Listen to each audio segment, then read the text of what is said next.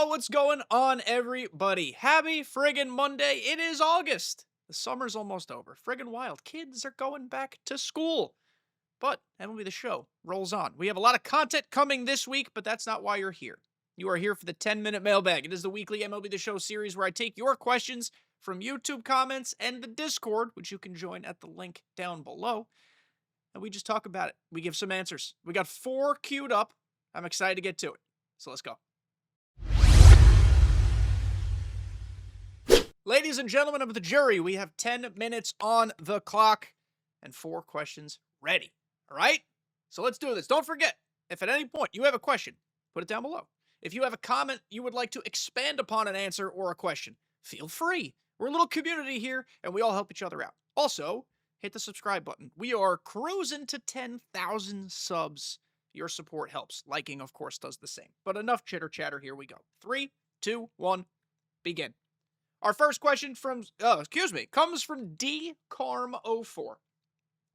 900 rated player here. Pats on the back for you. With everyone's lineup being full of switch hitters, how many lefties and righties should be in my bullpen, or does it even matter? So, in regards to this question and a little bit of the next question, which, spoiler alert, I'd like to say this blanket statement first. Pitching in MLB The Show, no matter the year, and no matter how you pitch, pulse, analog, meter, pinpoint, doesn't matter. It's all about feel. The best pitcher in the game might be far and away the best pitcher in the game, and you might suck with that pitcher. I do perform how to pitch with videos on Thursdays to help you learn how to pitch with these guys, but if you suck with them, you suck with them. Move on. So I will give you what I think is a great way to operate a bullpen. It is a lot of the higher end guys in the game, but at the same time, if you stink with them, you stink with them. Go to the next option. I want to say a blanket statement there. That is the beauty of MLB The Show's content model.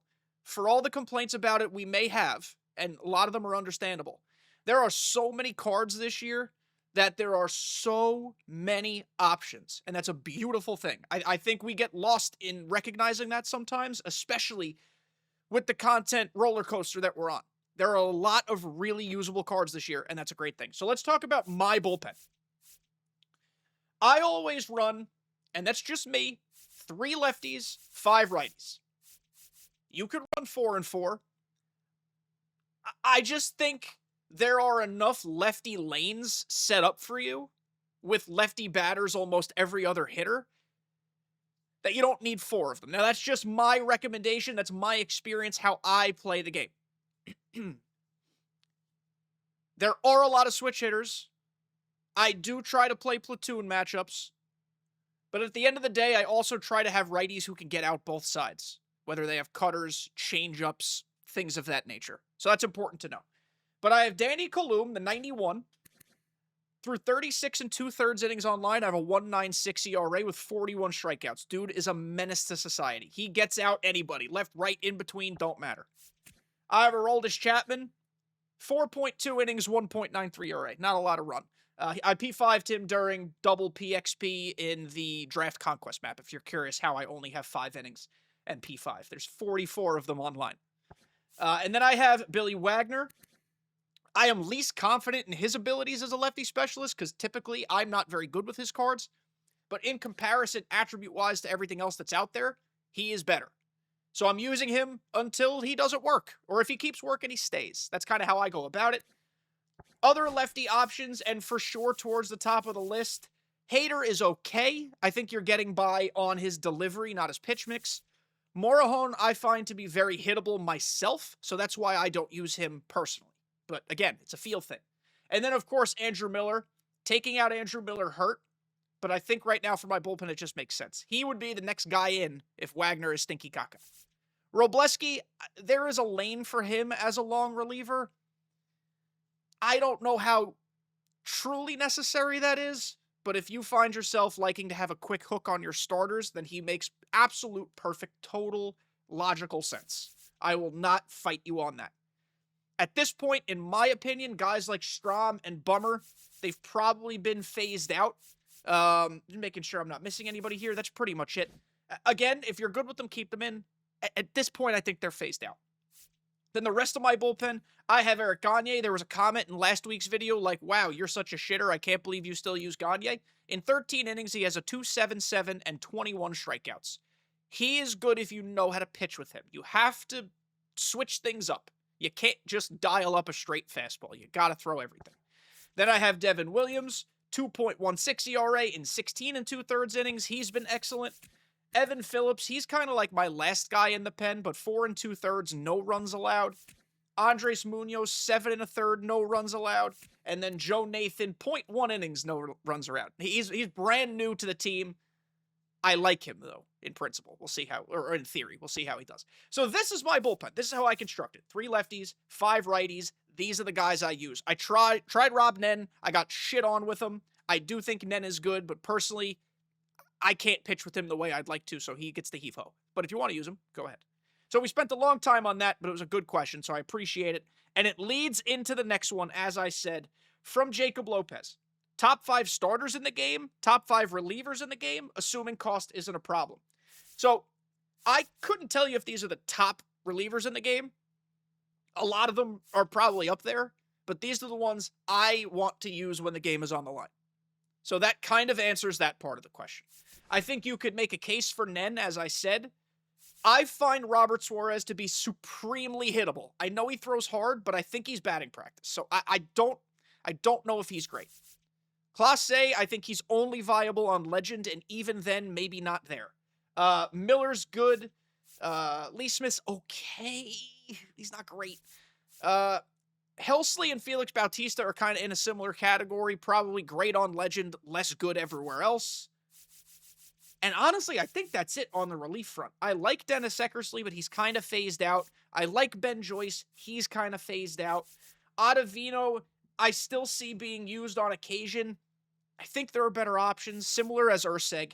You know, we're kind of at a point where the relievers are starting to jump up in overall. So give those guys a try. In terms of starters, let me double check to make sure I think I have every legitimate starter in the game.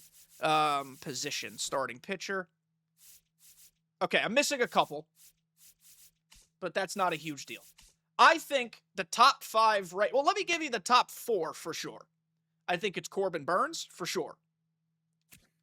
In 26 innings, 2.08 ERA. He's been great. Kershaw, definitely in the top 5. I think I stink with him. 47 innings, 4.72 ERA. That's a very high ERA for me. He's in there because he's funky-dory from the stretch, and that's why I'm keeping him in. 57 strikeouts in 47 2/3. That's pretty good. He is my 5th starter in name, but he is a top 5 starter in the game. I'm still in the camp of Corey Kluber being a top 5 starter. I've seen a lot of people say he's batting practice. I think it's too early to tell. But I'm a fan, big fan of Corey Kluber. And then the other guarantees for me are Clemens.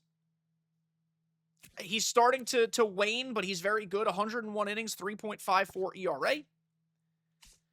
And then it's a little bit of a toss-up. Ubaldo Jimenez is okay. CC Sabathia is, I think, very readable, but he's okay. I am very curious about Clay Buchholz. Spoiler alert, he's going to be a video this week. That 5th one is kind of a rotating option. Kyson Witherspoon is very good. I'm a big fan of Kyson Witherspoon. Glasnow is okay. Strider and Burns are okay. Crochet is in that conversation for sure. Halliday's in that conversation for sure. But it's kind of like a rotating spot. So that's how I would go about answering that. I hope that helped. Thank you for your question. Next question. From Doc Ace. I'm a 1,000 rated player and absolutely hate Carlos Beltran. That stinks. I can't get a swing down, and I'm hitting 268 with him and about 600 at-bats. Whenever I take him out of center field, you notice a massive gap in the outfield. Is it worth sticking him as my 9th hitter until Trout comes out and just sucking up that I won't be able to hit with him? So I'm going to answer this operating under the assumption that you can hit reasonably okay on Legend. Because 268 with a lot of Legend ABs honestly ain't the worst. I know our threshold is usually like 300, 320, something like that. 268, I'm guessing, means the rest of your hitters are around that 300 level. So if you're going to get a 270 hitter, let's say, with Pot, who's a switch hitter, who is an outstanding outfielder. He's the first or second or third best center fielder in the game in terms of defense strictly. And then with the speed he has, going to swipe some bases. I think in your situation, he is a perfect ninth hitter. I hit him second. He has hit first, second, or third for me the entire game cycle. I'm a Hall of Fame player, though. I can reach 900, and then I tend to stop. So I would say hit him ninth. Also, if you feel like you stink with them, there are some other options. Not many at this point, but Bellinger's okay. You probably want the switch hitter on Legend, though. Secondary center fielders, maybe center field is not as great as I thought. Leave them in there. Wait for Trout, if that's who you're waiting for. We might get some other juicy center fielders at some point, maybe Griffey. But considering the sub cost and how good defensively and speedy boy wise he is, I'd leave Beltran in. But that's a good question, because a lot of people struggle with different types of swings. Our last question, as we're right at the buzzer here, you think we get a trade deadline card series and accompanying collection? So I was really hoping we'd get a new Threads something with the wackiest trade deadline of all time, maybe? Maybe? I don't know. Put that in the comments if you agree or disagree. The calendar doesn't list that. Let me move my face out of the way as I realize my face is very much in the way. I'm in the middle now. On Tuesday, 8/5, we're getting Retro Lightning and July Lightning, then a July Spotlight, and then Friday, we're getting XP Path Drop 2 and Multiplayer Program and August Spotlight. It doesn't list anything about new threads or trade deadline, so I don't like that. Boy, howdy, was I hoping for some stuff. I guess we'll see. Maybe they need a little more time to make the cards. Maybe the second week of August we'll get like a trade deadline recap program. I hope so, because I want all these cool new guys on their cool new teams. What a trade deadline. Yes, I hope we get it. It's weird it's not on the calendar right now. And there it is. The 10-minute mailbag is done. Quick life update and shout out. Shout out to all of you. That's what the shout out's for. So if you guys are frequent visitors of the channel, you know earlier this month, my wife and I purchased a house.